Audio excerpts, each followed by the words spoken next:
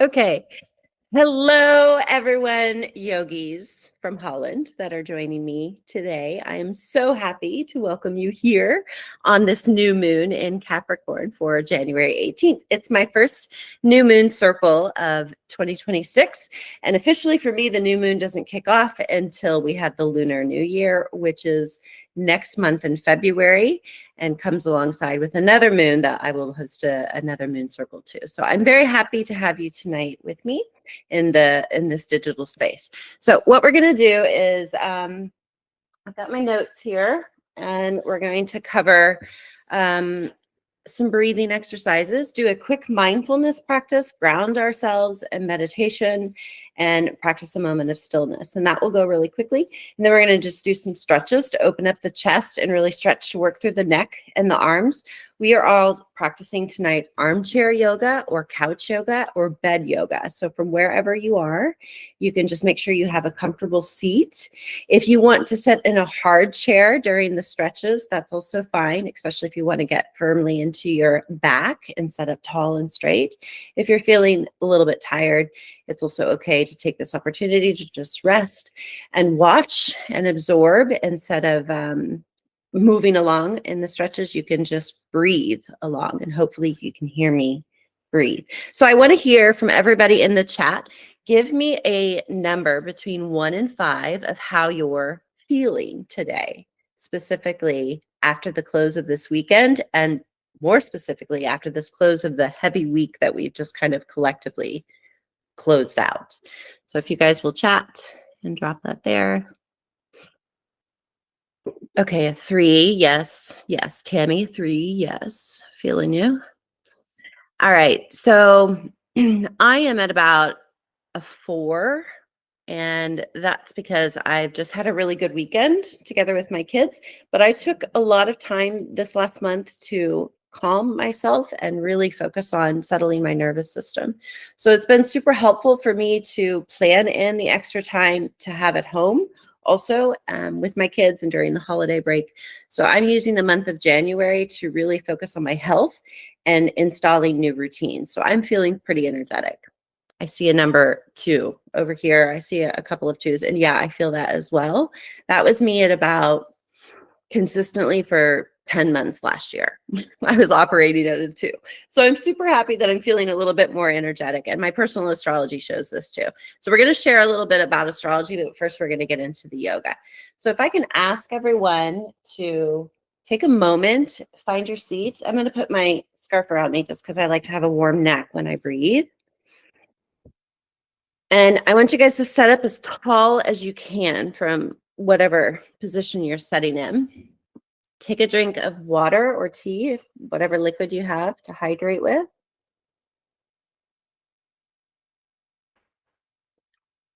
Okay. Let's put this microphone here, right next to my mouth. Close your eyes. Roll your shoulders down and back.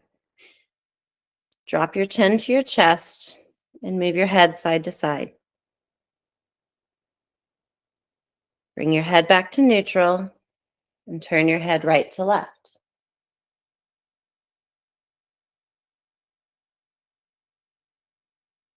Bring your head back to neutral, look down, and hold your chin towards your chest. Take a big breath. And then on the exhale, open your mouth, drop your jaw, and let the air out. Let's do that 2 more times. Inhale big. Open the mouth, drop the jaw. Exhale out. One more time. Inhale big. And exhale, really drop and dramatically drop the chin even further down towards the neck while you pull the shoulders back. Continue through the exhale. Slowly bring the head back to neutral. Keep the eyes closed. Roll the shoulders again down and back. And drop your right ear to the right shoulder. Inhale, take a breath, come back to neutral. Exhale, left ear to the left shoulder. Sync with breath when you're ready. Inhale at your own pace. At the top of the inhalation, just hold for a moment and feel that stretch and pull the shoulder down, back and away, and then drop the head down. Exhale, ear to shoulder. Keep pulling the opposite side down. So you're really pulling and resisting in opposition. Feel the stretch through the neck muscles, shoulder. Keep breathing. And on the next inhalation, you're going to bring the head back to neutral with the inhale. Inhale up. Exhale, drop the jaw, open the mouth, part the lips. Keep the head at neutral. Another breath. Inhale. Exhale, the left ear goes to the left shoulder. Open the mouth, part the lips. Continue to breathe. Just take 3 big breaths and pull the shoulder away from the ear. Feel the stretch in the front of the clavicle and the front of the collarbone, right? Release the jaw, open the mouth just a little bit. Keep the eyes soft and closed if possible. On the next inhalation, we bring the head back to neutral. Take a breath.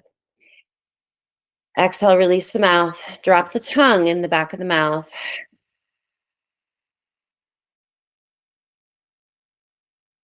Good. So from here, open the eyes and then soften the gaze. So you're staring at nothing because your cameras aren't on.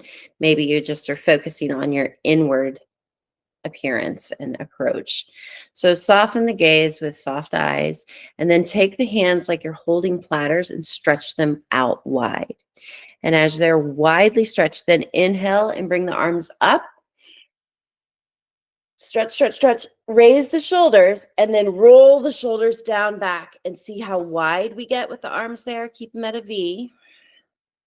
Good. Now we're going to sync this with breath. So inhale the arms up. Exhale, roll the shoulders down and back. Take the arms to a wide V. One more time. Inhale the arms up.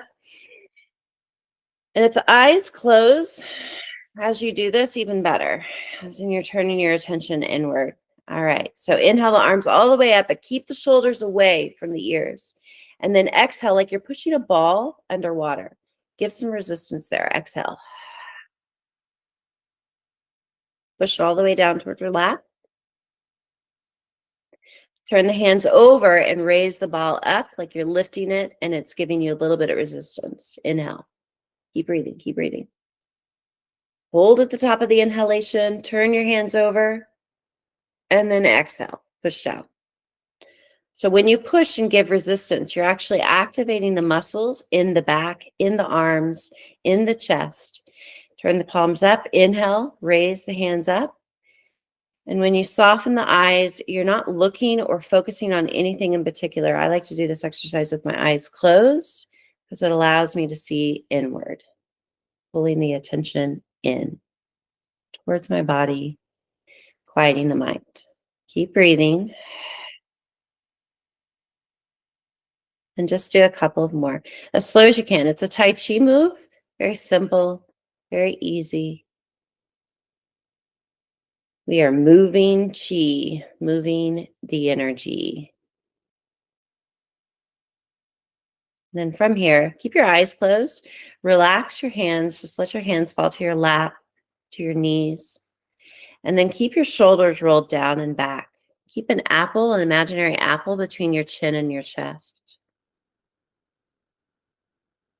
And pull back your ears just a little bit. And as you do that, lift with the crown of the head and feel that space between the chin and the chest. Keep breathing.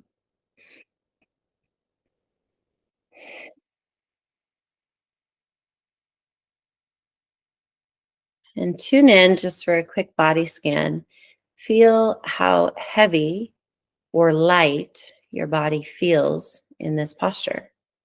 Where do you feel aches? Where do you feel pain? Where do you feel sensation? Tune in to what's happening in your senses, specifically within your body. And notice for a moment if you feel restlessness, if it's hard to focus. And as we just take this moment of silence, I'm going to ring my bells, my tingsha bells. I'm going to do this 3 times. And every time you hear the bell ring, I'd like for you to say to yourself, focus. If that's not the word you want to use, you can use something else, but it's really just a grounding exercise to get ourselves into our bodies. Start with the bells.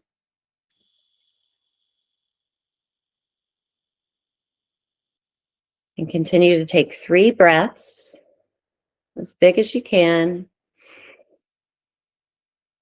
Release the tongue, soften the tongue in the back of the mouth. Release the jaw.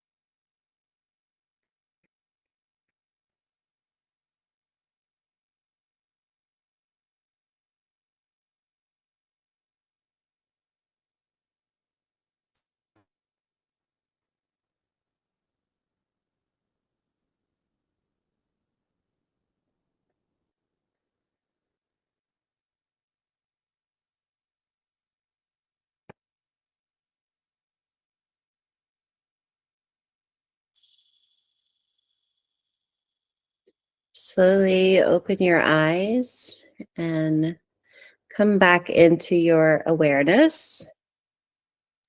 So what we've just done is cultivate a space of stillness and of silence. And that is quite very difficult to do sometimes. And it's definitely difficult to observe time for practicing.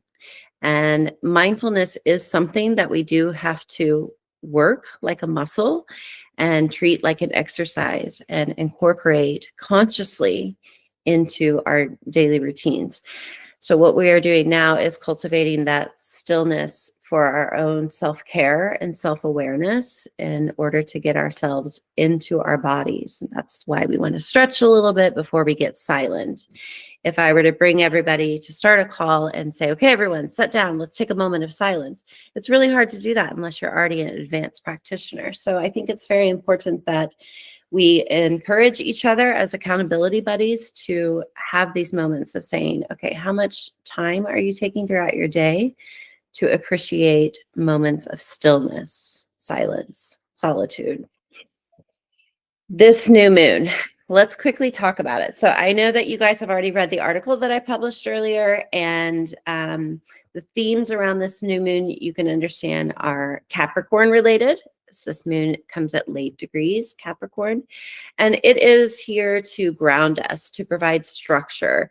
It depends on, of course, what your rising sign is, what your ascendant is, and which house that falls in. For me, this is taking place in my 6th house, which is all about the house of caring for ourselves and managing our health and sticking into routines, structures. And that stuff is really hard for me. Like, even though I teach fitness and I teach yoga, it doesn't come innate. Like, I really have to work at setting up routine and structure and agendas, especially when I work from home. So some of my goals for this year, especially in these coming months, last year I really hibernated and became agoraphobic. So this year it's really about getting more active with my health and integrating that into my social networks. So I'm starting a walking group later this year. And I'm doing some more stuff digitally to record and share online on a new YouTube channel that I plan to launch later this year. So I've got lots of stuff going on, and that's what I'm using this new moon for, is to solidify some of my business plans and business meetings. We are already at the 30-minute mark.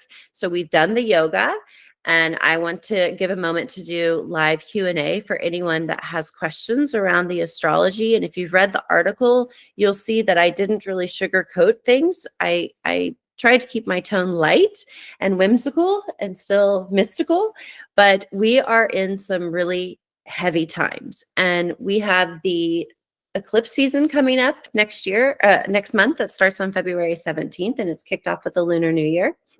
It is going to be a pretty intense period in the skies. There are really some star wars happening. No, that sounds a little bit too dramatic. What's happening is that we are experiencing transits that we, first of all, haven't since humanity existed. And it's happening at 0 degrees Aries. And the 0 degrees Aries mark, it's the anaretic degree. So it's the kickoff, it's the new beginning. So this feels like a new beginning. It really does feel like Christ is coming back, and all of our reckonings are here to be settled.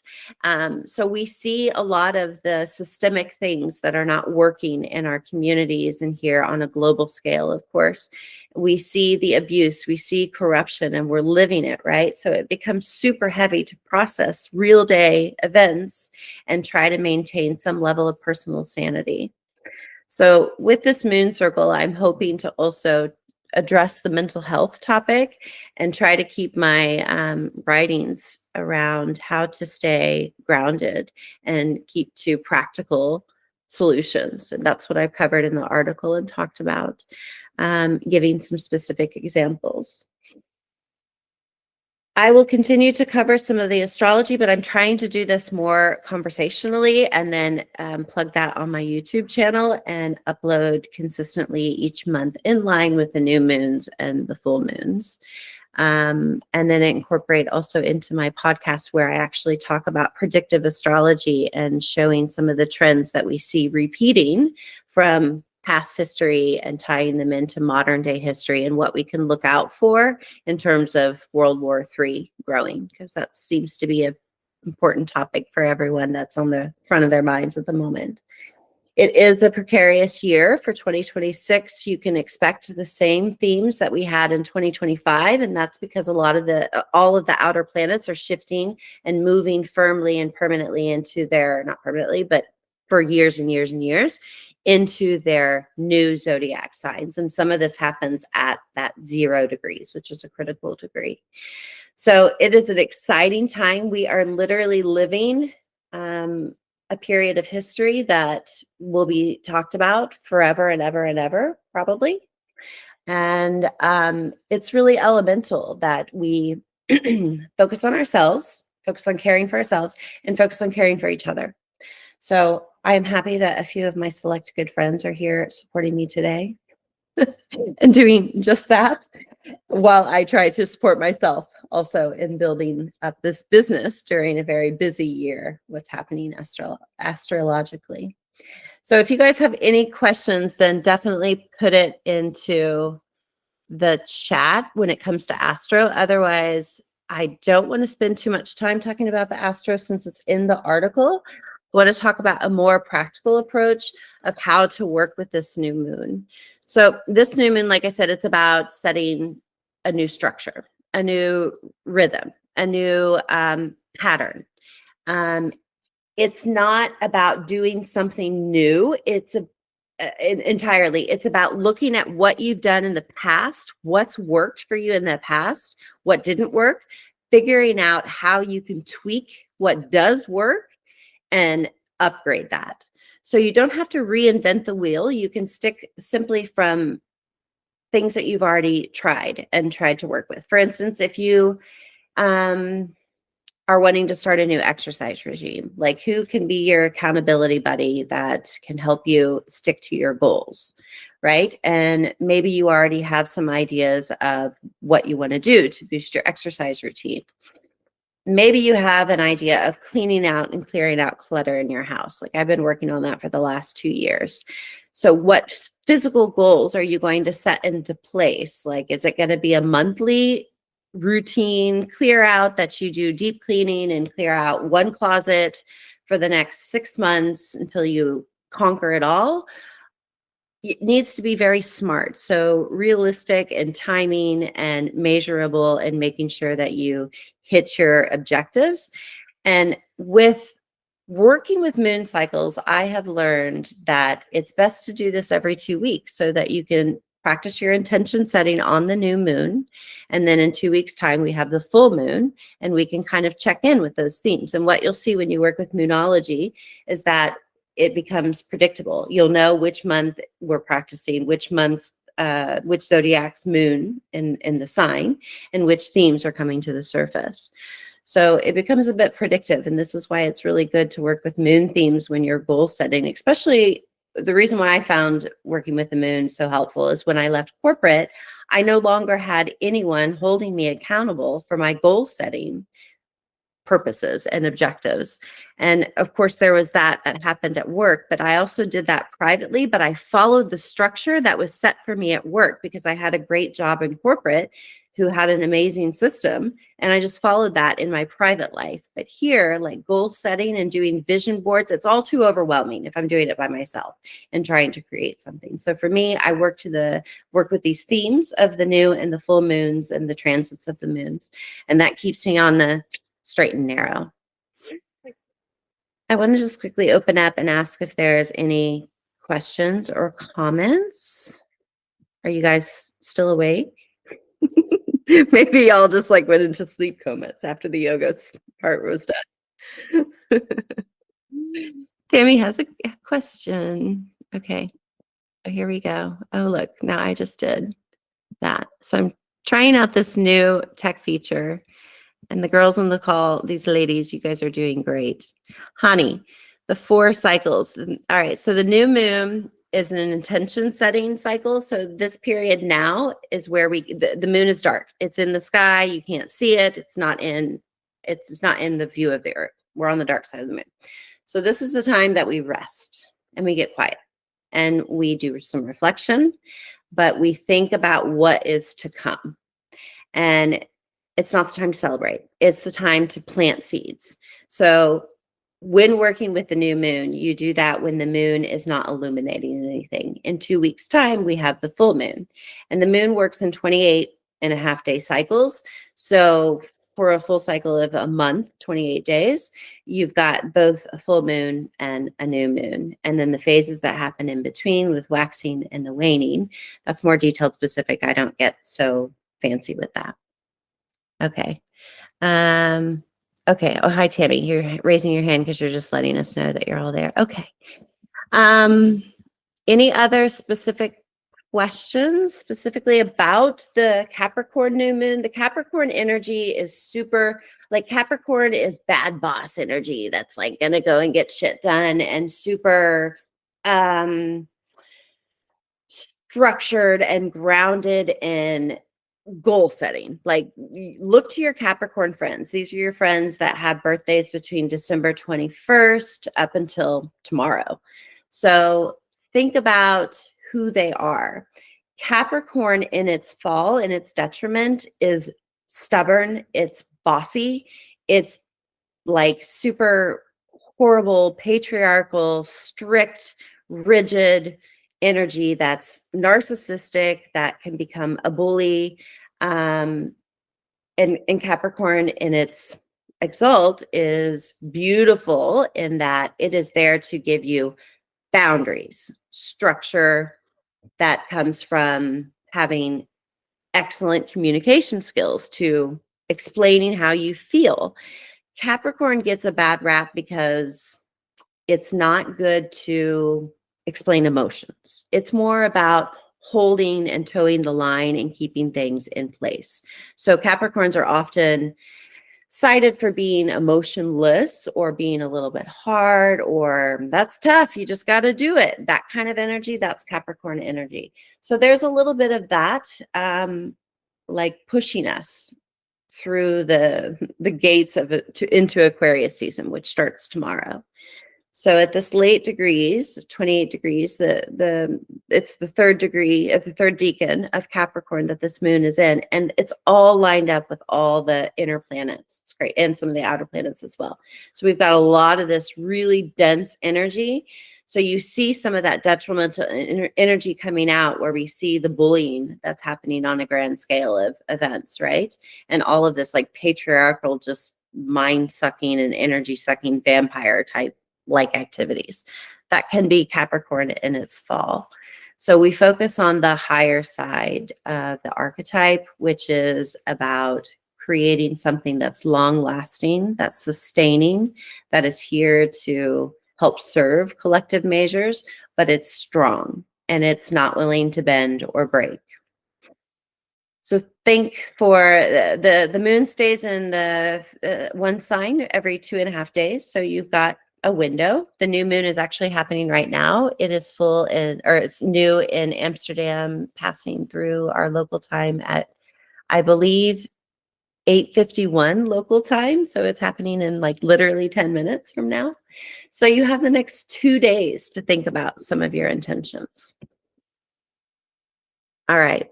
So think about just like one practical goal that you might have for yourself. Like if you've got a vision board, then you're all over this. If you are someone who journals and keeps your ideas down, written down, great, you're doing that. So that's what you need to do in the next couple of days.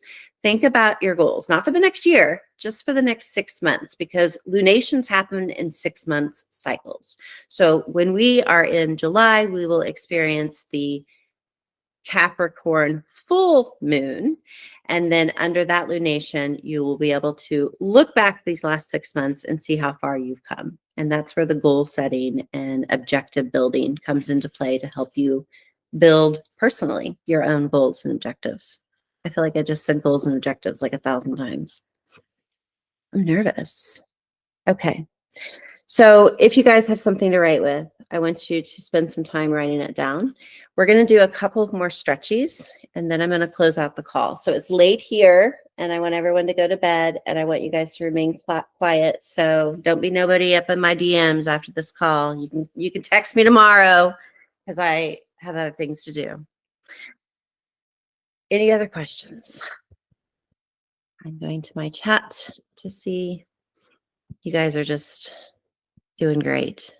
Doing great. Support team, doing great. Spirit guides, doing great. Everybody, it's happening. It's happening.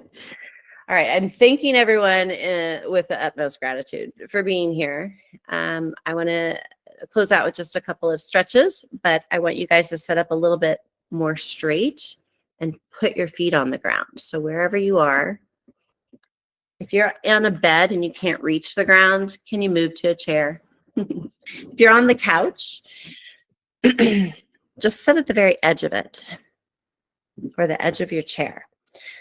And then you've got these two pointy bones that are coming out of your, well, if you reach down there and feel your sitting bones, there are these two pointy bones. They're the top of your femur bones, but they're embedded into your hips. So it's the ball and socket joint. And you want to keep your feet hip distance apart, feet wide apart, knees wide apart.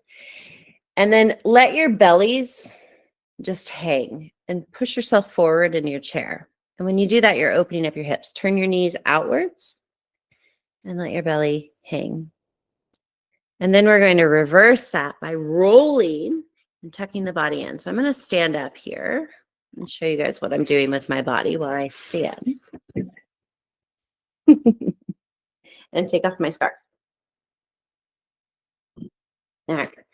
So when you sit on the edge of a chair, your back normally is straight. When you push forward, your back and your hips flex. When you tuck underneath, all of this comes in and pulls your core in. So the flexion of having the back rounded here, and then the counter reaction of it, pulling that in, is what you want to do, but do that seated. in your stool. And close your eyes for a moment. And then it's just a cat-cow tuck. So it's like a yoga pose when we're on all fours. And we're rounding our back and we're pushing ourselves forward. So it's just really a moment to stretch the spine, rounding and forwarding. Then we're going to get super fancy with one more thing. So come back to neutral and then open with the right arm and look out behind you with the right fingers. Look out towards the right fingers. And then come back to neutral. Take a breath. Inhale. Raise this arm. Stretch it out. Exhale. Inhale back. We do it 2 more times because we're twisted. It feels good. Inhale. Arms come up. Exhale. Inhale. Arms come up all the way up. Then drop the arm down to the knees, to the thighs. Exhale. Inhale the other hand. And exhale. You can make that arm as long and wide as you want to go. If you've got stiffness, it doesn't feel good to go wide, then just keep the arm 90 degree. Yeah. And reduce the range of motion. Last time. Inhale, right arm goes back. Stretch, look, stretch the neck. Bend, feel the spinal twist.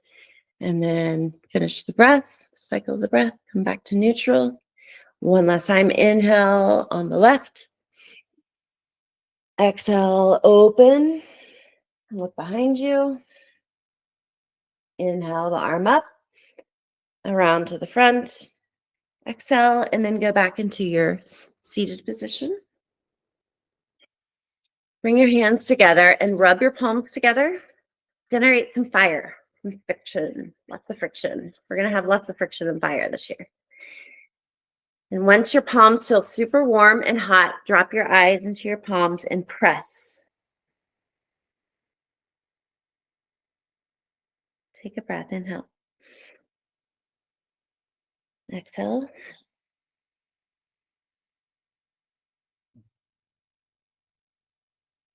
Okay. And bring your hands over your heart and thank yourself for being here today. Thanking yourself for giving yourself a moment of self-care. Self, self, self, self, self. It is about self. And I'm wishing you a good week ahead. I'll see and hear from you all soon. Namaste. Okay, now how do I stop this? Oh, yeah. Stop recording.